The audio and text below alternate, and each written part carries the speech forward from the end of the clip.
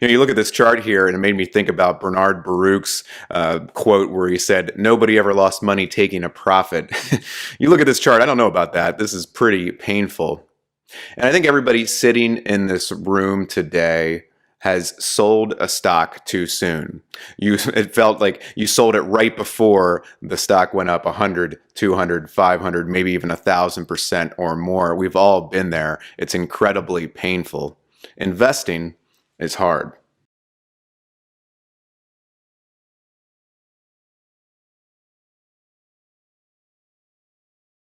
I want to thank Paul and Brandon for inviting me to speak to you this morning.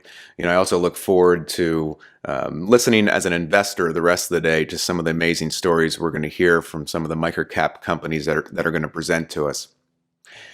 By a show of hands, how many people here think that investing is easy? How many people here think that investing is easy?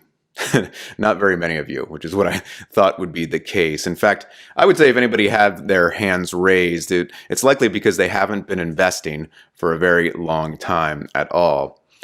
I find that the longer you invest, the more you respect what you're up against.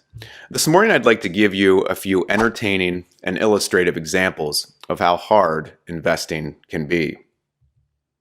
Here's a chart of Amazon.com from 1997. This is a 2-day chart from July 1st to July 3rd.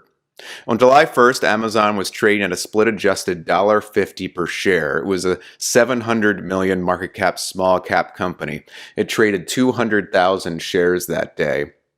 And I can almost guarantee you that at least one investor bought Amazon at $1.50 per share on July 1st and sold it 2 days later at $1.90 for a 24% gain in 2 days, thinking that they were a genius.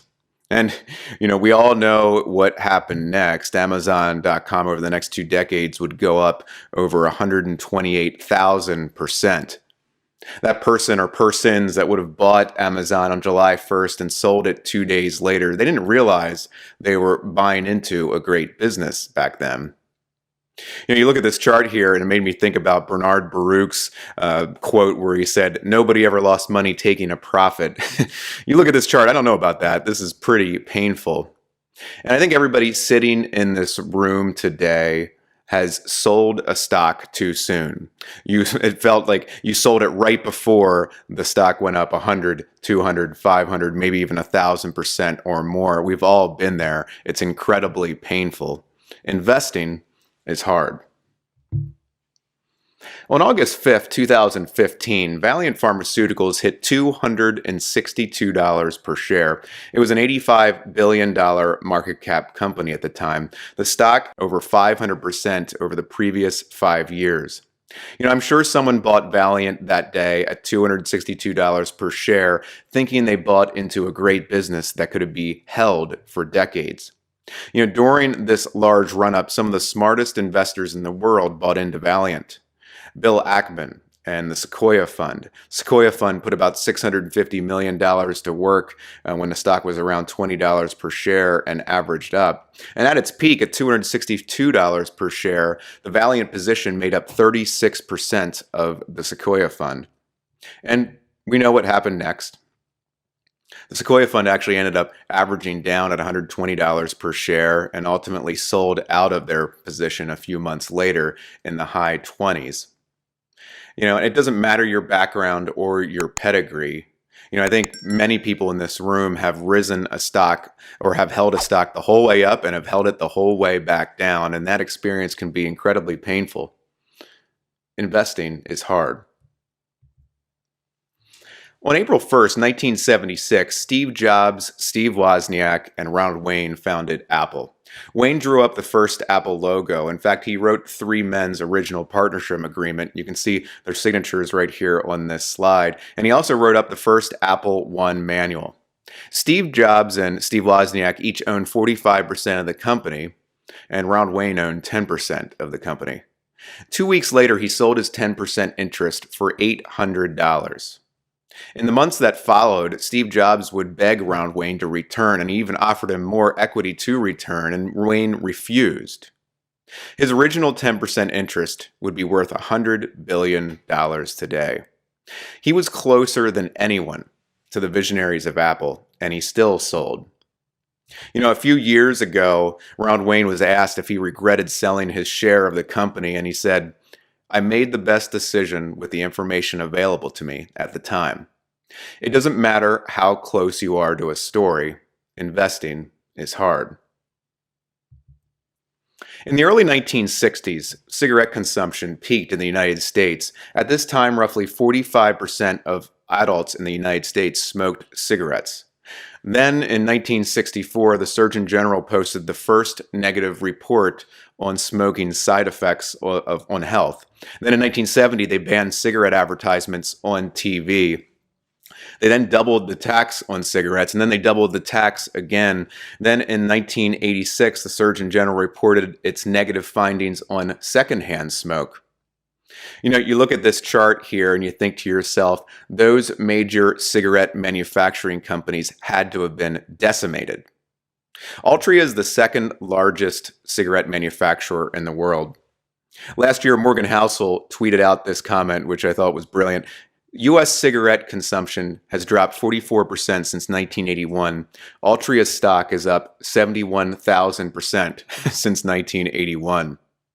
Sometimes things in investing just don't make any sense.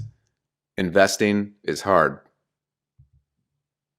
Masayoshi Son is the founder of Softbank, and he's pictured here with Bill Gates. This photo was taken in 1995, and in fact, in the mid-1990s, he was called the Japanese Bill Gates.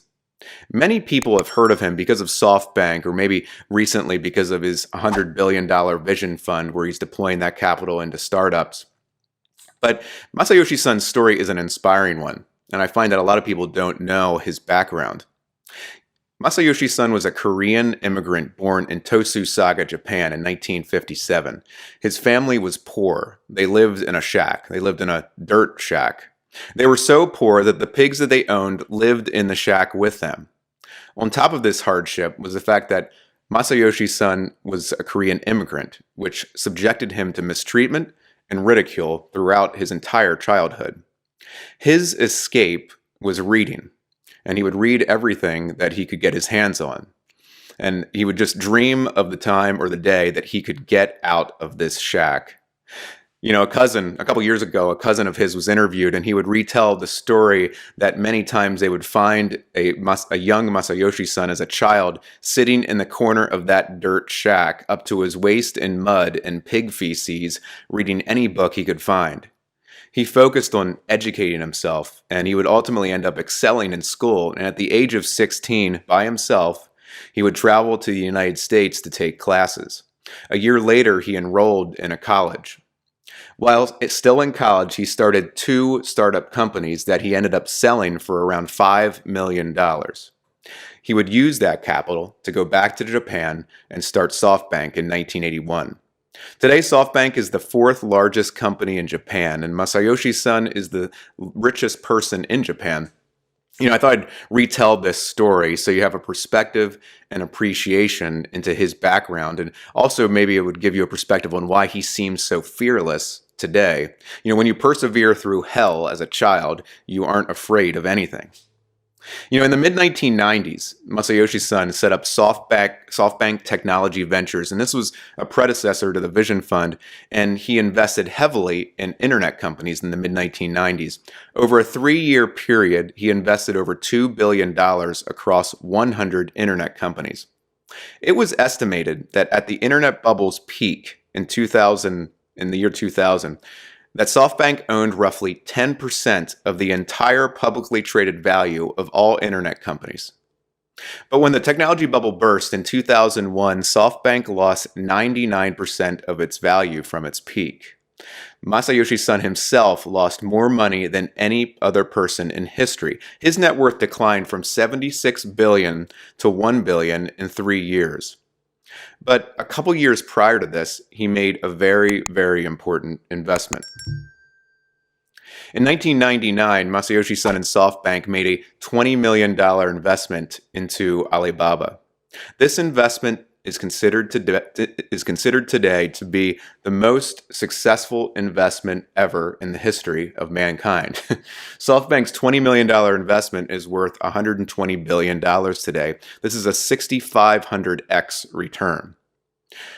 What's interesting about this is Masayoshi Son made over 100 investments.